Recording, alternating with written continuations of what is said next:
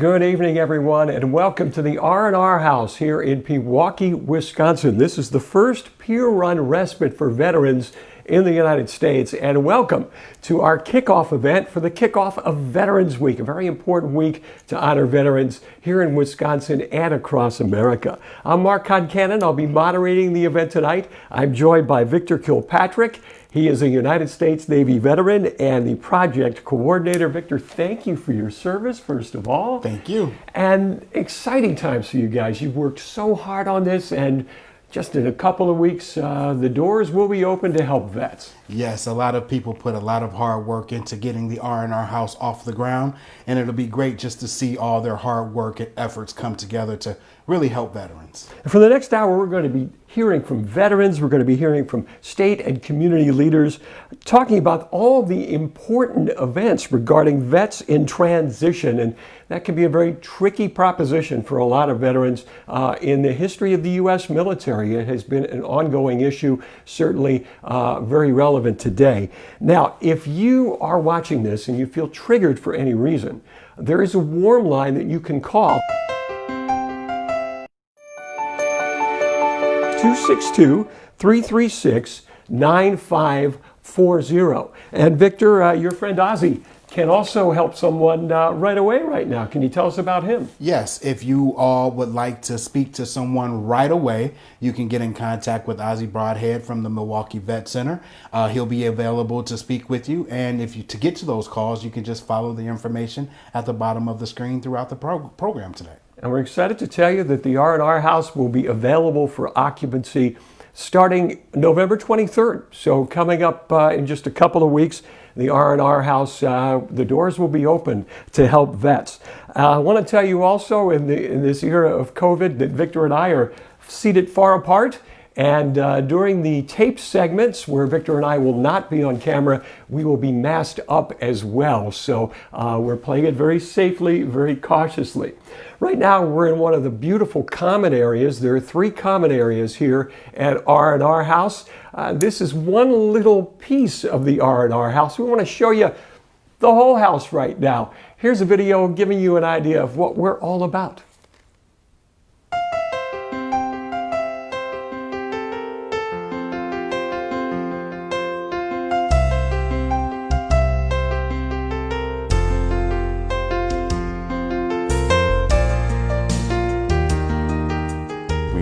See more and more veterans who are suffering from post-traumatic stress. If we can start addressing and providing that care to those people who developed trauma issues while they were in the service, and that's not being adequately cared for through the treatment that they're getting in the community, we need to provide an alternative to that. We want to be that alternative to that clinical setting.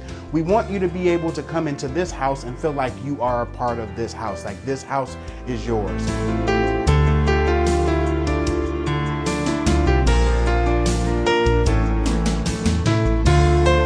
Being a veteran myself, I'm better able to understand what they're going through and what they've gone through, and be more empathetic with them and be able to walk out this journey. And just kind of reassuring them that they're not alone, that there's other people who have gone through it as well, and that we're in this together. We are just like them. We're on a road to recovery ourselves, to show them that recovery is possible and to give them that other veteran listening ear to kind of break the ice.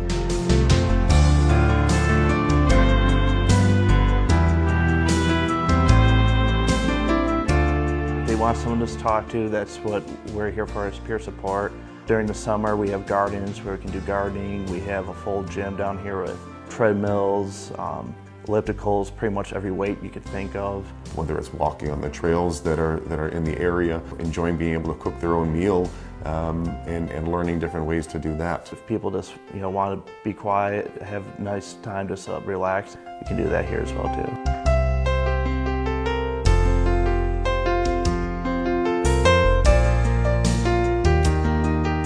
We have a list where we try making contact with pretty much every different veteran organization in the state. So if there's different resources a vet's looking for or need help with different things, we can try to point them in the right direction, try to help them make that connection.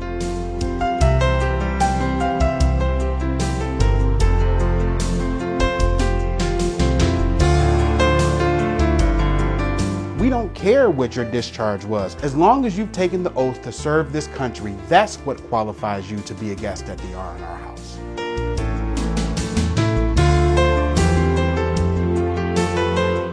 It's definitely something that I'm going to do for the rest of my life is help veterans. We're hoping to be able to assist them in their journey, give them the resources that they need so that they can be successful in achieving the goals they want to achieve. They have a voice, and that voice deserves to be heard. And if you need help, you have every right to ask for it. Welcome home. Welcome home. Welcome home.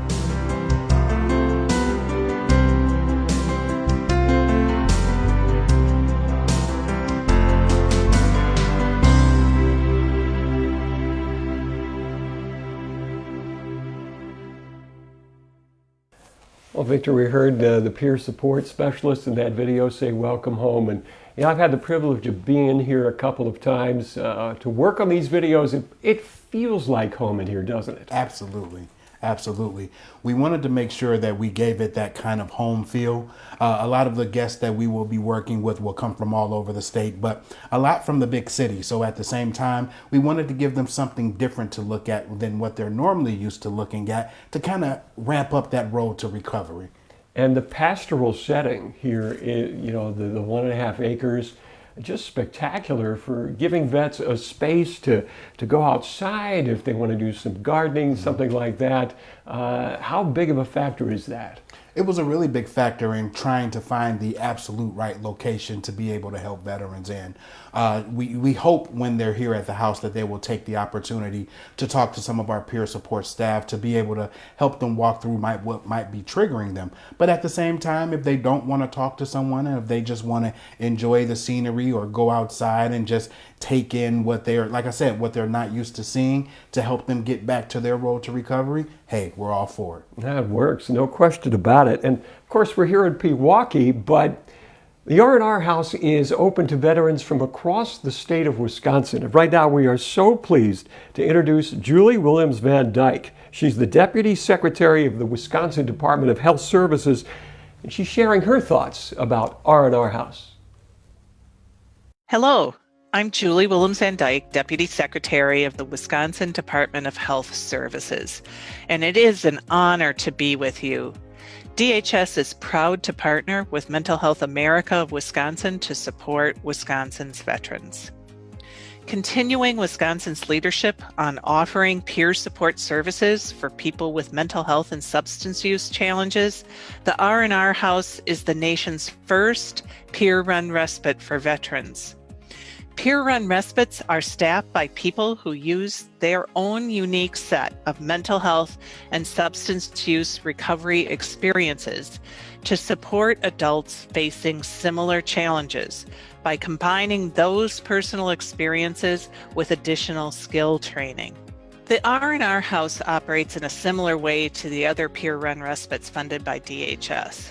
As with the existing peer-run respites, Iris Place in Appleton, which I've had the privilege of visiting, Monarch House in Menominee, and Solstice House in Madison, the staff at the R&R House provide around-the-clock support through phone calls and overnight stays in a home-like environment.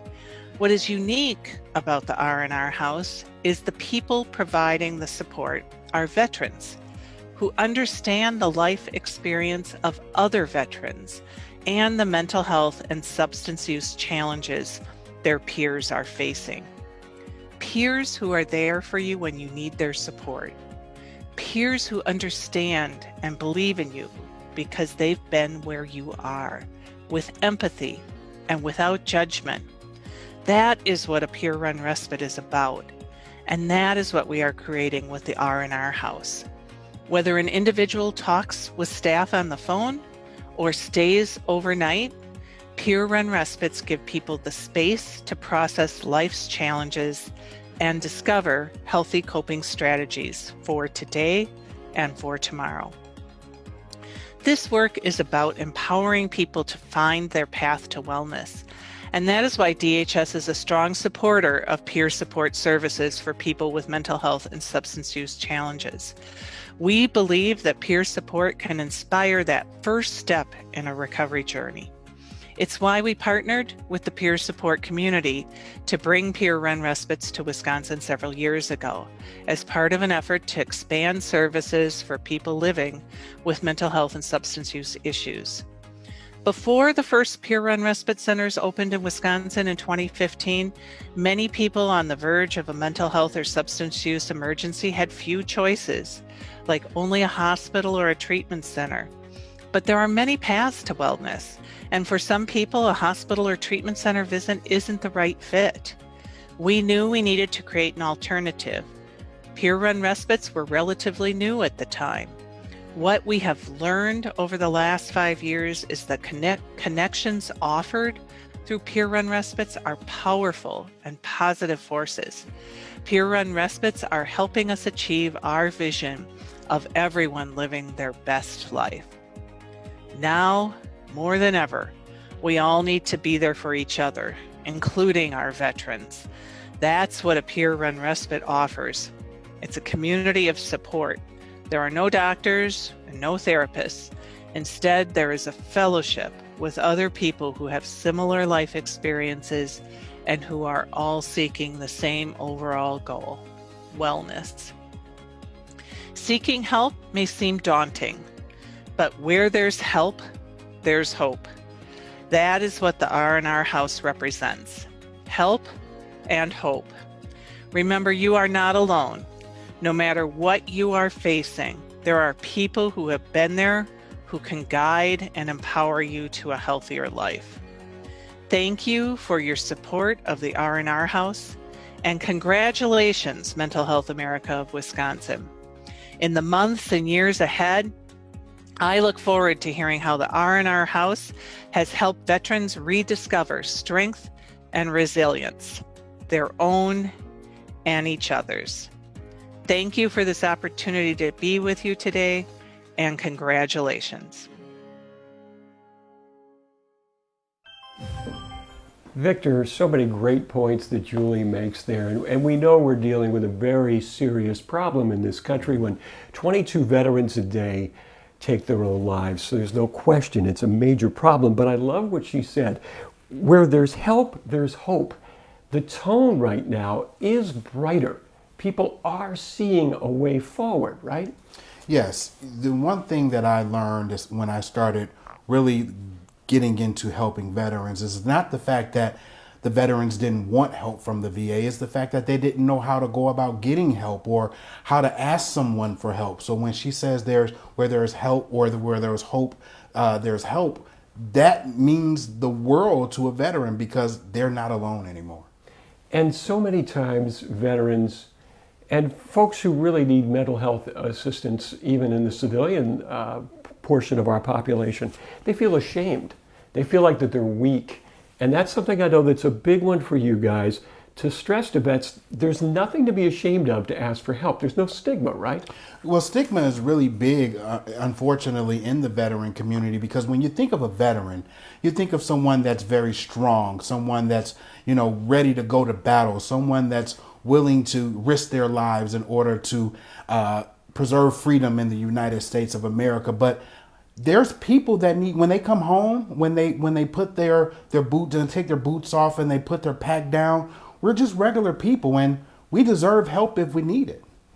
There are so many terrific organizations in Wisconsin looking to help vets, and one of the best right now are the folks at the Pewaukee County War Memorial Center. They have been doing some tremendous work. They have helped thousands of veterans since they opened in 1957. And right now, War Memorial President Dan Budry, he is an Army veteran who served in Iraq, and he offers these thoughts about R&R House. Hey, I want to say congratulations to R&R House and Brian Michael. The War Memorial Center and all our staff fully understand and appreciate the work you guys are doing to help our veterans in need. It's a one-of-a-kind facility that you've opened up. I know we've been looking for many years in the state of Wisconsin to try to get a respite house, someplace where if they're recovering and struggling, You give them that safe place to recover. It's amazing what you guys are doing, so congratulations from all of us here at the War Memorial Center, and just keep up the good work, and we look forward to seeing you guys just expanding your programs and helping more and more of our veterans as they try to rebuild their lives and really move on to become just outstanding citizens in our community. Thanks again. And Dad Buttery is a great example, Victor, of someone who is a veteran and has really dedicated his post-military life to helping veterans. A little bit of his resume: he established Fisher House in Wisconsin, where military and veteran families can stay free of charge while a loved one's in the hospital. And his family history is incredible. His aunt and 2 uncles served in Vietnam. His grandfather served in World War II. And I interviewed Dan for another project that we have done. And he told me the story. He wrote a letter to the Marines when he was 10. He said, "I want to sign up." And they said, "Great, kid, call us when you're 18. And he enlisted, of course. But, you know, the War Memorial Center, again, one of those organizations like R&R House, looking to help vets. And I can see great synergies between what the War Memorial is doing and what you guys are doing. Absolutely. When I first visited the War Memorial, I was taken back by how many people actually visit the actual site itself, and the networking that occurs with so many different veteran organizations, to be able to know who's who and what's what, and to put a face with that email name and everything like that. And being able to just go and see history. You know, on the 3rd floor, I believe they have the African American veterans memorial, and they also have different posters from World War I and World War II about what was going on, and to see what the United States needed to keep the morale of the veterans, or for the soldiers that were out there, and sailors that I was in the Navy, so sailors that were out there, to be able to keep their hopes up and be able to provide what they need. And you know, my dad was in the Marines, and I remember his boot camp picture as a kid, and that is what drove me to want to become, or to get into military, because my dad was there. So I wanted to be able to be like my dad and be able to serve. A family tradition, you see that a lot. Absolutely. No doubt about it. Just a reminder, if you're watching and you feel triggered for any reason and need to reach out to the R&R House, there's a warm line phone number. We're going to be putting it on the screen all during our program. It's 262-336-9540. We've talked a lot in the first few minutes that we've been on the air about peer support specialists and why that is such an important part of R&R House. All the support specialists here are veterans themselves, and we want you to meet one of them right now. This is Army veteran Peter Pewaukee.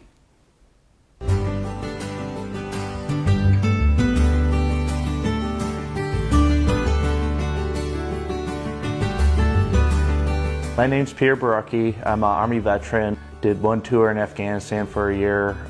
Received a Purple Heart when I was in Afghanistan. I decided to become a peer support counselor.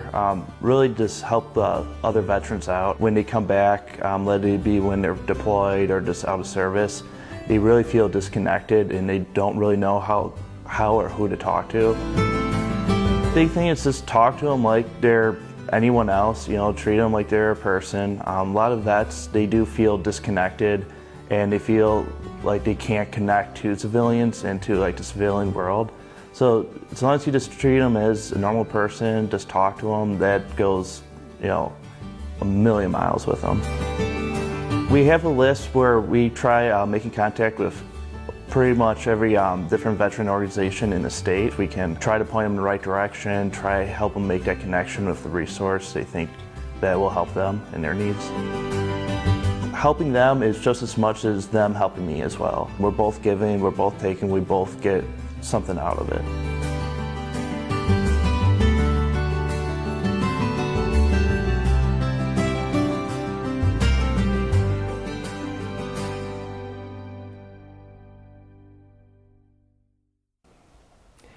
Victor, Peter is kind of the jack of all trades here, right? He gets it done. He is the motor that keeps this train running.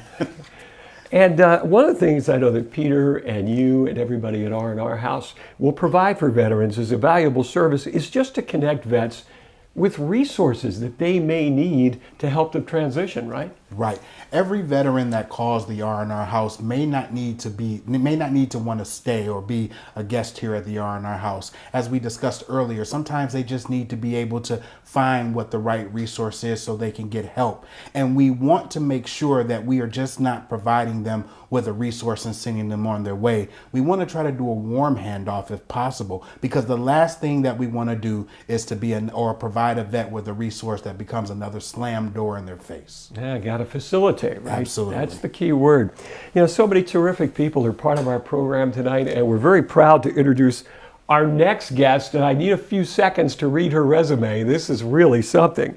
Her name's Tiffany Kaler, and Tiffany served in the U.S. Army Reserves, a locomotive dispatcher, later in the Wisconsin Army National Guard as a behavioral science specialist. After 9/11, she was at Triple Army Medical Center's psychiatric unit in Hawaii, doing so many things.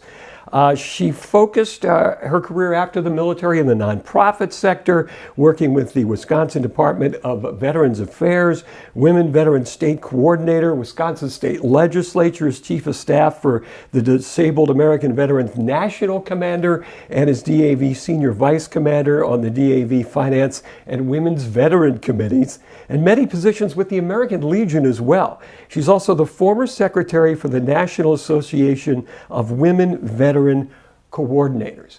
And if that's not enough, she in 2002, walked across the state of Wisconsin in a mental health anti-stigma campaign, lobbying for mental health issues and parity, trying to bring awareness to those who are suffering in silence with mental health issues.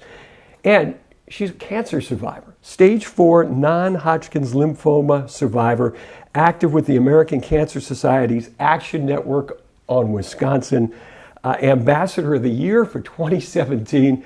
So pleased that she could join us tonight. And Tiffany spoke with Victor about her transition to civilian life. I mean, we train so hard to, ultimately give our lives if we needed to for not only this country, but for one another while we were out there. And, you transition out, and you feel very, or I should say, I felt very isolated initially. And they say it takes an average of 7 years for a person to fully transition out of the military. I debate that number. I think it goes on for the rest of your life, honestly. And again, I'm very proud to be called one of our nation's veterans. Mm-hmm. It is a sisterhood and brotherhood that goes beyond anything that we can put into words. It is a feeling that is, within, and there's an obligation still that we have to one another, regardless of what era we served, what branch it was, what rank we were. We train hard, and for women, we're often told that, we're too intimidating, our style's too intimidating, we're aggressive, where our male counterparts are called leaders. Mm-hmm. We're called, sometimes derogatory names. We're not fitting in quite right with the culture of the workplace. And, we have to learn to talk differently because, as you know, and I know, anything goes in the military as far as your language. Pretty much. But that does not fly in the civilian world. No, it does not. So we have to clean it up, and we have to learn how to, assimilate in a different workspace where there's a lot of accountability and people that will quickly run to HR if you do something wrong. And, I think a lot of employers out there are getting better because I know with my time with the Wisconsin Department of Veteran Affairs, mm-hmm. there were a number of employers that wanted to learn about what it was like for someone transitioning out of the military, because they know that we are good workers. We work hard, we can be trusted. we were trusted with a lot of equipment, multi-million-dollar equipment in the military. And, we can think on our feet and problem solve, we're sought after. But, there's that transition that often gets us into some trouble. Right. Now, you've worked with a lot of women veterans in Wisconsin. What are the unique health needs that you consistently hear when you're speaking with women veterans in the state? Well, first of all, just to give you some perspective of how many women veterans there are in Wisconsin, there's approximately 30,000 of us that have served from all eras. And, one of my favorite parts working throughout the state was meeting different women who served in different eras. We have a number of women who served in World War II. We have a woman that lives on one of the up in Oneida. She is 102 years old. She's working on a book. I mean, we don't stop. We have a veteran that is approaching 100 in the Pewaukee area who is in a very distinguished woman. If you've heard of it, the woman battalion that went to Europe called the 6888. Okay. She's amazing, and they're hopefully going to be making a movie about them. But just getting back to, the 30,000 of us that are out here. Now, all 30,000 of us are not accessing the benefits that we earned. The challenge is a lot of women, once they get out of the military, they do not see themselves as veterans. They're not acknowledged at the Veterans Day Parade the same. In fact, I experienced that a couple of years back at the parade in downtown.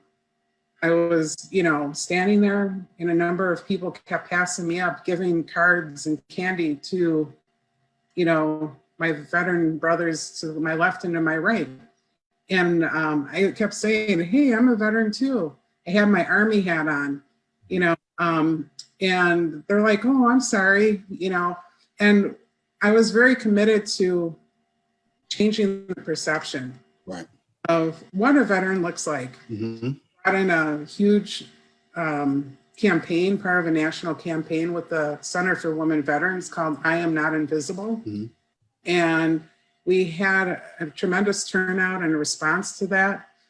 And, it is a traveling exhibit that you can get from the Wisconsin Veterans Museum. And pretty soon, the Pewaukee County War Memorial Center will have their own display that you can also, ask to borrow. But women veterans are twice as likely to become homeless, women who did not serve in the military.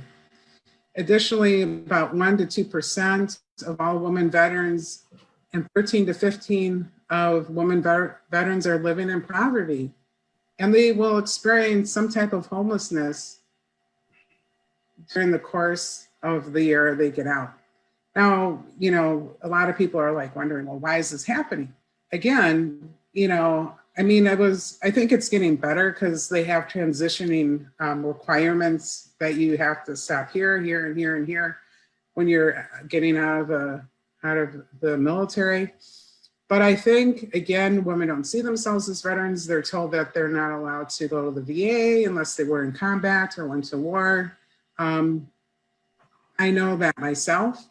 It took me a number of years to even go into the VA and say, hey, I got injured in the military, and file a claim. Well, that translates into power, into dollars, into benefits. And, a lot of women are also, they get out of the military, they have responsibilities of their of children, that were with, a relative or someone, and they just plug and plow through it. I know that, all veterans who experience homelessness describe their downward spiral, and that a lot of women too, like men, they experience trauma in the military in the form of like a MST, harassment, and also substance abuse, breaks, intimate partner violence, medical problems, PTSD diagnosis, unemployment, are all factors that, veterans go through, when they're faced with homelessness. And another factor I think no one really talks about is pride. We're a proud people. We serve. How are we going to go ask for help? And like I said, when I walked across the state in 2002, it was to break stigma associated with asking for help. A lot of people were suffering in silence. They were afraid to say, hey, I need to talk to someone. I need to make that phone call. I'm feeling suicidal. I have a plan. I need to get out of my head, break the isolation, and, call those phone numbers that are out there. And now you got the R&R House, with people standing by 24/7 to help, to listen. It's just incredible how far we've come. And I'm hoping, that we see the homeless numbers go down. Here in Wisconsin, we have, I think, and you might probably agree with me, we have a strong veteran community. Mm-hmm. We do. We're very collaborative in Wisconsin. When we have a need, people respond. Mm-hmm. We also have a 211 line. The Wisconsin Department of Veteran Affairs has a VORP program. It's a Veteran Outreach Recovery Program. They have, I believe it's like 11 districts throughout the whole state. For people, I think you guys are in District 10. Mm-hmm. We have a great VORP representative. And what that person does, they actively look for people that are homeless or they are struggling in some area of their life, and they connect them directly with the services and support they need.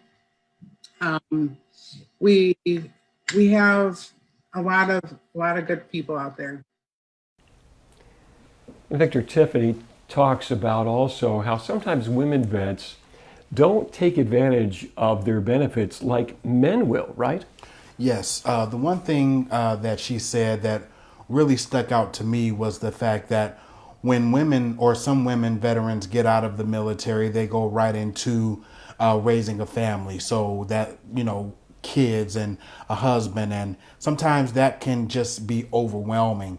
And at that point, it just falls to the background, or falls to the back burner of them getting the benefits that they so deserve, that they worked hard to get, that they are owed.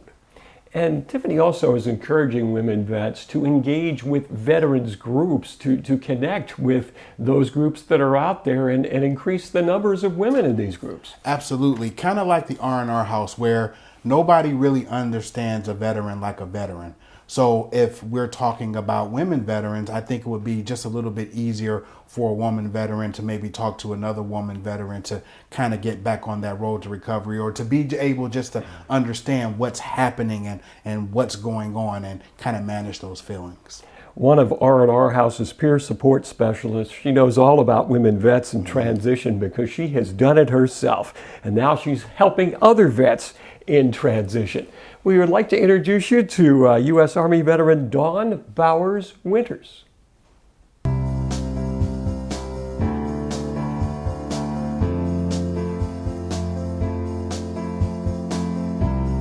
My name is Dawn Bowers Winters. I enlisted right out of high school. I actually did delayed entry and signed the papers prior to my senior year in high school. I was the only female in my class of 100 for radar repair. At the R&R House, we do holistic well-being, so we touch every area and we try to assist them in doing that. Being a veteran myself, I'm better able to understand what they're going through and what they've gone through, and be more empathetic with them and be able to walk out this journey. And the camaraderie is there because they can trust another veteran. Just to be of service, it makes me so happy. Just to be a listening ear, just to go for a walk, just the simplest things in any way that can be of help to our veterans is just, very rewarding for me.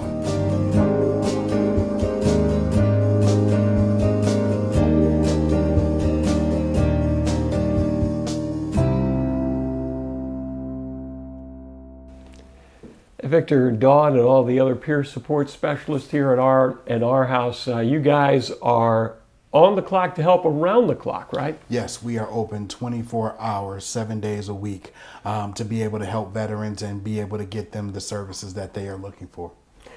And of course, the R&R House accepts veterans any branch, any discharge status, right? Yes, the only thing that we say, as long as you've taken the oath, we're here to help. And of course, the R&R House also will help veterans of any war. And we want to introduce you to someone who was a big fan of the R&R House, who was a Vietnam vet. Jim Mates, he served in Vietnam with the Marines. He knows what it's like to have to transition into civilian life, and he is a very big fan of the R&R House. I think this R&R House is a fantastic thing for many reasons. First of all, vets need someplace to go. And the peer support groups is something fantastic. There's nobody that can really understand what you're going through better than somebody who's been there themselves. Victor, Jim, a Vietnam vet, veterans, as long as there has been a military in this country, have had problems transitioning. Absolutely, absolutely. The one thing when it comes to transitioning that we feel that the R&R House kind of meets is the fact that nobody understands a veteran like a veteran. You're only going to be able to stay at the R&R House for the top of maybe 6 or 7 days. So that's not a whole lot of time. So when you know that somebody has been in the same trenches that you've been in, it's kind of easier to open up.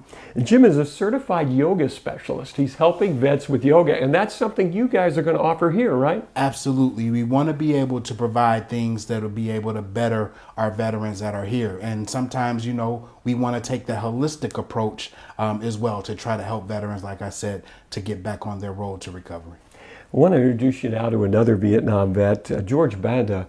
He's just an incredible human being. I've known George for a long time, interviewed him several times. He served in the Army in Vietnam as a combat medic, the 101st Airborne.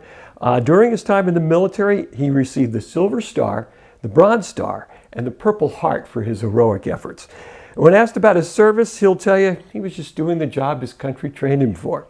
He's the past commander of the Military Order of the Purple Heart, past commander of the American GI Forum.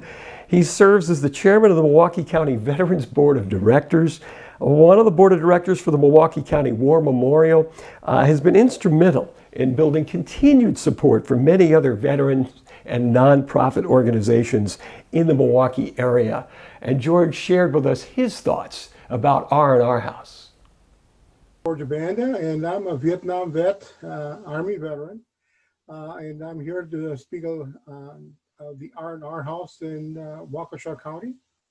And one of the things that I want to say is that it's a godsend. When I got out of Vietnam in the military, it was one of those, there's a door, don't let it hit you in the butt on the way out.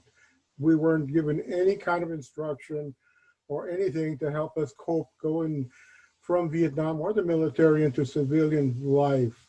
And it was tough. I'm telling you, it was tough. There was no place to go, no resource. Nobody told us about any resources. So we were out on our own. And boy, did we suffer for it. You know, we came back, I did personally, with a lot of emotional baggage from Vietnam in combat. And at the time, the VA wasn't helping us.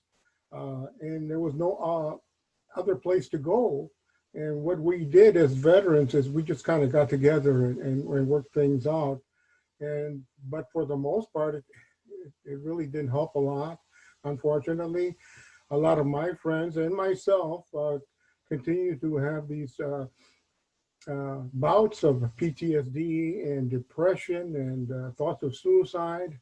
And again, no place to go. And then, so we suffered.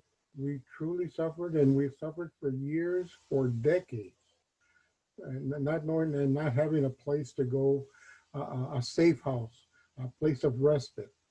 And now I find out about the R&R House out in Waukesha, and it's, like I said before, that's a godsend for veterans. You know, we need and we'll always need someplace to go just to decompress, just to be somewhere where we can feel safe, where there's veterans there, there's peer groups, there's veterans and the peer specialists certified that can help veterans cope with the feelings that they're having, the guilt, the survival guilt, the depression, the PTSD, the drug use, all that. And a veteran is more likely to go to somewhere when there's another veteran there that they can talk to, a specialist, someone that they can feel knows what they're talking about, those feelings of depression and suicide and PTSD and guilt, and be able to talk with someone about those things in a safe environment. You know, going to a VA, a large VA, is really, I know I don't like to do that myself because it's a huge institution, and you walk in there and there's tons of people, you feel claustrophobic. I mean, it's just not a good place to go. But if you have a small, an R&R house where you can go there, you'll feel safe. It's kind of an intimate situation, and you can walk in the door and there you are. It's like being at home, even better than that, because there's veterans there just like yourself that are having the same issues that you can talk to and exchange information. And not only that, but you're getting help. There's resources there for you to help you through these things, these challenges, these stresses that you're having in this transition from military to civilian life, you know. And it like I said, it's just I'm so glad that they're going to be there, and they're going to be opening very soon. And I highly recommend veterans, you know, if you're having issues, please go and get help at these places, at the R&R House. I definitely will go out there and pay a visit to see how they're doing, and because I've heard so many good things about it. But again, the resources there, the availability about, you can find out about what kind of benefits you're entitled to or that you've earned, and education, health. I mean, it's just a one-stop a place to go to get help. And believe me, we all need it. And like I said, when I got out of Vietnam, there was no place. And like I said, we all those veterans, those Vietnam vets, we suffered, and we suffered for decades. And a lot of them, some of my dear friends, that was just too much for them, that they took their own lives. So to have a place for them to go to feel safe, to be around other veterans, to be able to talk and get these feelings out, and then you find out you're not alone. All these other veterans are feeling the same thing. And I please, vets, go to the R&R House and get help. And thank you, R&R House. Thank you for being there. Thank you from the bottom of my heart. And I'm sure all our Vietnam vets, thank you. And Victor, George, he speaks from the heart. He has told me, as I mentioned, I've interviewed him several times, he felt so grateful to survive Vietnam. Many of his friends did not. That he made a promise when he came back to the United States, he was going to help people any way he can. He's helped vets so much. He, after his military career, was a Milwaukee County firefighter, you know, again, saving other people. And in that video, you heard George mention several times, a place to feel safe. And I know a big part of what R&R House offers is that non-clinical setting for vets to heal and transition. Yes, one of our aims was to be that alternative to that clinical setting. When you are dealing with mental health issues or substance use issues and you go to a hospital, you see those white walls, you see no windows, you see that bed, and it was just kind of very plain. And here at the R&R House, we're completely different. We have fireplaces, we have an acre and a half of land that you can just really sit in, find out who you are, come to yourself again, and be able to, again, talk to the peer support staff and maybe be able to learn something from them that they've been through that could help you. That's what we want to be, that alternative to that clinical setting. Well, veterans are using many approaches to transition into civilian life and help with that transition. And Victor recently spoke with a young man by the name of Jason Moon. He's an Army vet. He served in Iraq. He's also a singer-songwriter who has turned to music and a music video to help him heal. And now we're going to be talking with Jason Moon, a United States military veteran who served in Iraq and currently the president of Warrior Song, a nonprofit organization that brings hope and healing to veterans through music. We'll hear about his personal struggle to transition into the civilian world after leaving the military, and how the music and songwriting ultimately helped him heal and come to terms with some of his experiences, and also how his journey led him to work with other veterans who may be struggling with their own mental health challenges. Jason, how are you doing this evening? Pretty good. Thanks for having me. Great to see you again. Tell us a little bit more about yourself. Well, my name is Jason Moon. I'm 46 years old. I have a graduate degree in religious studies and served 10 years in the United States Army, including an all-expense-paid trip to Iraq for 11 months in 2004. Wow. Now, were there any big moments or big experiences that dominate your memory when it comes to either your basic training or doing your deployment to Iraq? Serving with the combat engineers really taught me a lot about efficiency and follow through. We never had enough time, we never had all the tools, and we never had all the supplies, but we still got the job done every time on time. And I took that home with me. Doesn't matter if there's 80% of the parts, 10% of the parts, 100% of the parts. We're putting it together and we're getting it done. So that's something that really stuck with me. Great, thank you for sharing. Jason, tell me a little bit more about your experience as a veteran, more so your transition from the military world back to the civilian world. What was that like for you?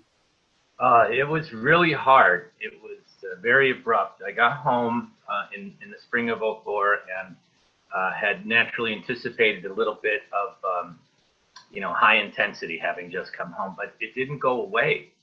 And I enrolled in school, and suddenly I was still acting like I was in Iraq on the college campus. There were too many people, too many distractions, too many people to check down, too many noises. And it just didn't go away. And I really wanted to be home. I'd put my life on hold, to go to war as a National Guardsman, and wanted it to be right where it was when I left off. And it wasn't. Nightmares, insomnia, guilt, shame, hypervigilance, everything your veteran audience is so familiar with. It just all came, and I didn't think I should have it. And I thought it would, just go away by sheer willpower and strength. Well, I took a look at your video again prior to interviewing you today, trying to find my way home. And, listening to you right now, I'm wondering, how did you make that transition or that journey to becoming a singer-songwriter? And how did you come up with that song? Well, I'll tell you, I actually started writing it in Iraq. But then after I got home from leave, but then I just felt it was weird to sing about how it was affecting me while I was there. So I got home and I wasn't really able to finish that or any other songs for almost 4 years. And, to be brutally honest, what changed it all was a suicide attempt that I failed in 2008. And when I woke up in the Pewaukee WI hospital without my shoes, and Shep, who's a wonderful friend of mine now and a music therapist there, handed me a little pamphlet about PTSD. And one of the things one of the therapists suggested was keeping a journal. And I said, I don't keep a journal. because I'm a combat engineer and we have a tendency to be difficult. So I said, I don't keep a journal. He said, well, what do you do? And after I gave him a bunch of excuses as to why I couldn't do what they were asking me, I told them I was a songwriter, and they suggested I write songs. And so that's how that started. And sure enough, it was helpful, very helpful. So you wrote songs prior to dealing with what you were dealing with while you were in the service? Yeah, before I went to Iraq, I've been a semi-professional musician since I was about 17. And I went to Iraq when I was 30. I entertained the troops over there with these hilarious things called the Moon Show. But then when I got home, I used to write about, you know, a girlfriend breaking your heart. That's what most folk singers write about, or some old factory somewhere. But then I got home and the emotions were just so big. And the strange thing about PTSD, all emotions connected to the sadness. Happiness reminded me of the sadness we caused. You know, joy reminded me of how less I feel joy now. So even happiness all led to this sadness and depression and darkness. And I found myself in a hole I just couldn't dig out of. And there's a song, Hold On, which I wrote about that. Well, how did the music lead to your own journey of your healing? How did that help you heal? How did that bring it all together for you? It ended the isolation. So I got home from Iraq and I punched out of that guard unit. I was out and I was gone, and I never intended to talk to anyone about it again. I was going to be done. But that isn't necessarily a good thing, because then I was just all alone with my suffering, thinking I was weak and and a bad soldier. So it wasn't until I was able to put what I was going through into songs, and other veterans started to say, hey, one Marine came up and just punched me in the shoulder, which is okay. I know Marines, that's a compliment, and said, how did you get inside my head? And I thought, great, there's two of us that are as messed up as I am, and another one, and another one. By the time it got to the 10th email I got about this music, it was from a mother whose son had been there the same time I was there. He had been in the same AO as I had been in, and he had attempted suicide 3 times. This is 2000. This is 5 years of being home 3 times. And he didn't have a problem like I didn't have a problem. And she said she played him some of those songs, and he broke down and cried. He said, told her what he had been through and what he had seen, and he went to the VA the next day. And for me, that was it. 10 other people all feeling the same way I do. It can't be me. And of course, after the songs and the recovery, and then you come to realize that 1 out of 4 veterans come home from Iraq or Afghanistan feeling this way. And then it just normalized it. It helped also, and I told you I could go on and on. So, but it helped also with, making the suffering useful. It's hard to wrap your head around how you could be so desperate and sad and hopeless that you would attempt to end your own life. And the 4 years of suffering, and it was just horrible. It was a horrible existence to suffer without treatment for PTSD. And I forgot where I was going with that. I'm sorry. Okay, that's okay. Well, it touched me in this. It touched me in a special way. The video, and I'm glad that you were able to put that together.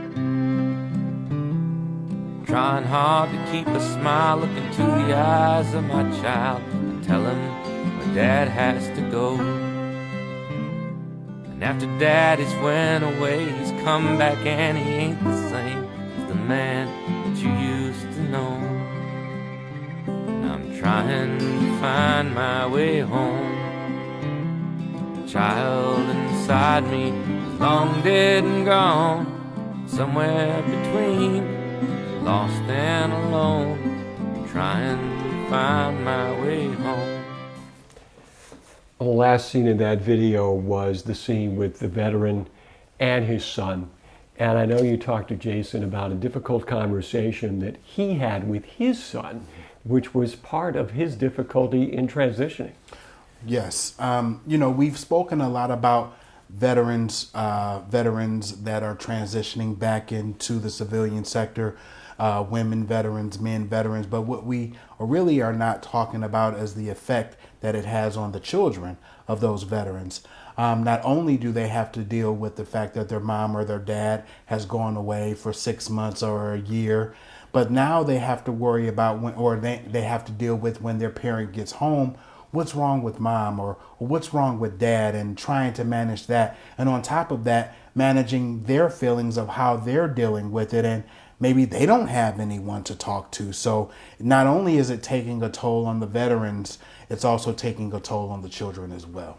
And Jason's group, Warrior Songs, just a good example of vets finding different ways to help with the transition, in this case, music.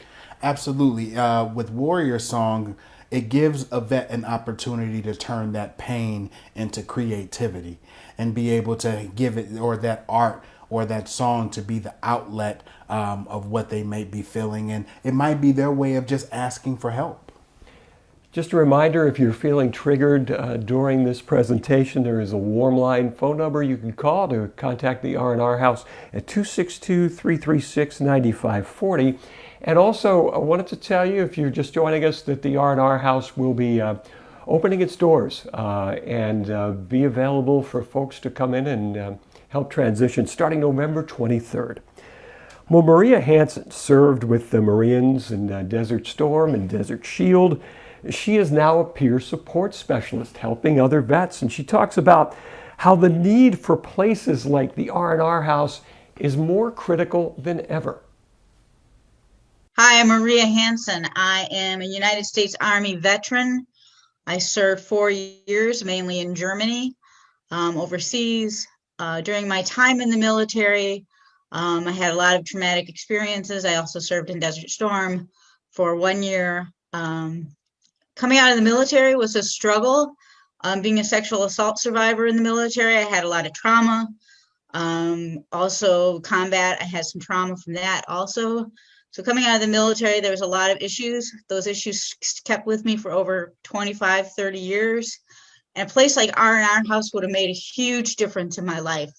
Having people who are peer specialists, who would have understood me and been my peers, would have started me on a path of being on my own recovery. They would have taught me that I could be in charge of my own recovery path at an early point. I could have understood moral injury. I could have understood trauma better. Peer specialists are trained in trauma. They're trained in understanding moral injury. Somebody could have spoke to me at that level very early on in my recovery when I was 20, instead of waiting all the way until my 30s and 40s to find that out. It would have meant that instead of doing 14 suicide attempts that almost ended my life multiple times, there would have been somebody there to step in and support me at a place like R&R House, and I would have been able to take charge of my own recovery with the support of peer specialists who would have been there to say, I've been there, I've seen this, I've done this, and I've survived. We've heard that from a lot of vets tonight, lamenting the fact that when they were transitioning, something like R&R House wasn't there. But those vets also very happy that it's here now to help vets and really meet that critical need. The one thing that you'll learn about vets is the fact that it might not have been around to benefit me, but as long as it is going to benefit vets going forward, they're happy with that. Yeah, no question. A lot of selflessness. It's a fraternity. It's a sorority. Just happy to help. Mm-hmm. Well, we've heard from vets that are living outside of Wisconsin. That's how big a hit you guys are. How about that? They're big fans of R&R House. David Wong, he served in the Marines in Desert Storm and Desert Shield, and he talked with us from State College, Pennsylvania. But sometimes for some of these veterans, it's hard for them to make that connection. Sometimes they need it more at the grassroots level to be able to go in, talk to some peers, try to find some direction. And that's what I'm envisioning that the R&R House can do for these veterans. I think it could be a great stepping stone for them to get more specific assistance and help from experts as needed. It's a great place to, a safe haven where they can go, feel like when they need help, they can get the help they need. I think it's an excellent idea. David, talking to us from Pennsylvania, and I know one of the goals that you have set forth is long-term seeing R&R House here in Pewaukee, Wisconsin, being a model for other peer-run respites for vets all across America. Absolutely. We want to make sure that if we're going to be the first, we want to set the bar high. And we, like I said, we just want to make sure that veterans are getting help, not only here in Wisconsin, but wherever they may be. Yeah, it could be starting a national trend here. Absolutely. Very exciting. Well, we'd like you to meet another R&R House peer support specialist. He is an Army veteran. He's got a great story, and his name is Cameron Bento.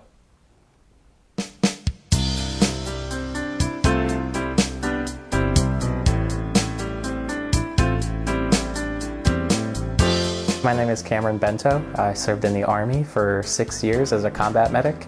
I did one tour in Afghanistan in 2012. I also served for about 2 years as a flight medic as well.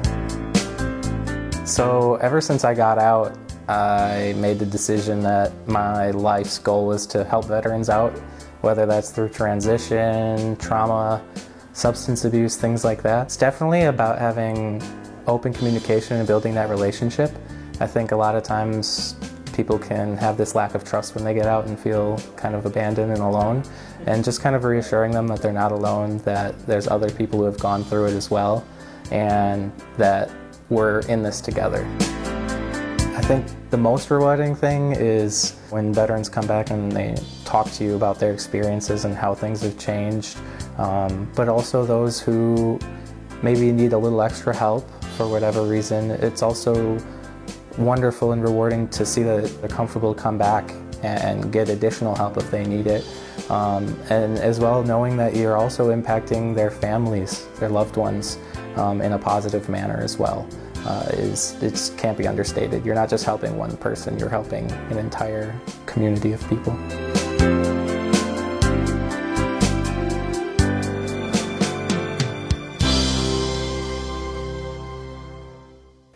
Victor, Cameron, like all the peer support specialists here, just impressed me so much by saying that even when he was active, he knew that when he transitioned outside of the military, he was going to find a way to help veterans. Absolutely. You know, it's a calling. And, you know, when you've served with someone or you've served with different men and different women, you know, they become your brother and your sister. And, you know, who wouldn't help their brother and sister in their needs? Just want to wrap up a little bit here by recapping R&R House, what it is and what it offers. Any branch of service, any discharge status, 24 hours, round-the-clock peer support specialist help, and free of charge, right? Free of charge. That's the one thing that we want to make sure that we hit home and nail that nail in. It is free of charge. It doesn't cost you 1 red cent. You just got to make that first move and give us a call. And the R&R House, again, will be opening its doors on November 23rd, so just a couple of weeks from now. Victor, you've got to be very excited about this. Congratulations on all of your great work. And, you know, I just hope this is something that is a great step for vets to help them transition. It will be, because it's not about us, it's about the peer, it's about our guests. And as long as we keep that on the forefront, we'll be successful. Victor, it's been a pleasure spending some time with you and helping you tell your story. Thank you, sir. I want to thank all of you for watching us tonight. It's been our pleasure to tell you more about this tremendous facility, R&R House. Please take care, be well, and stay safe.